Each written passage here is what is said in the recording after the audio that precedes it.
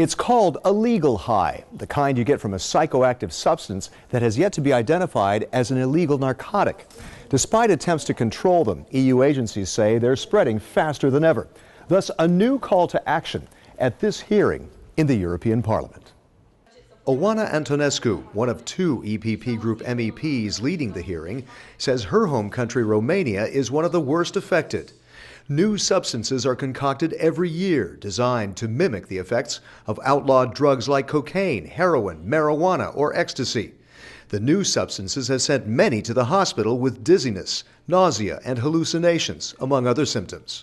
There are a lot of children going to hospitals in very dramatic cases reported about youth.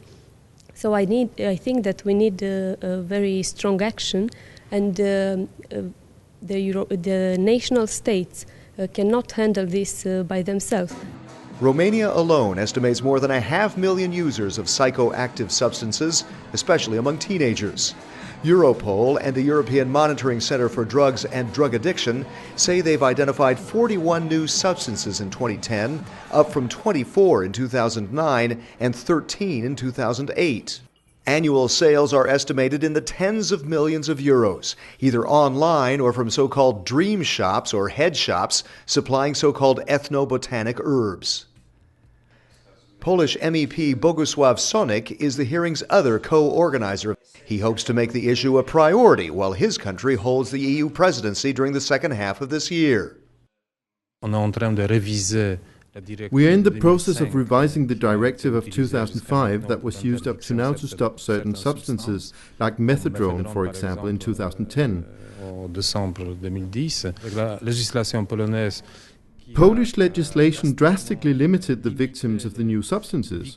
We would like to propose, during the period of the presidency, an analysis that would be based on the legislation that checks all substances that could be put on the market.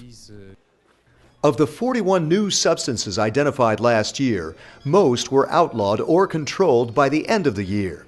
But the speed of developing new compounds, many in illegal laboratories in Southeast Asia, is making it harder for authorities to keep up. The Monitoring Center in Lisbon is calling for the power to buy new compounds, to synthesize and study them, to try to be one step ahead of the vendors. This might be a good idea to anticipate, but I think that more effective would be to find legal solutions to forbid or to control the use of these substances.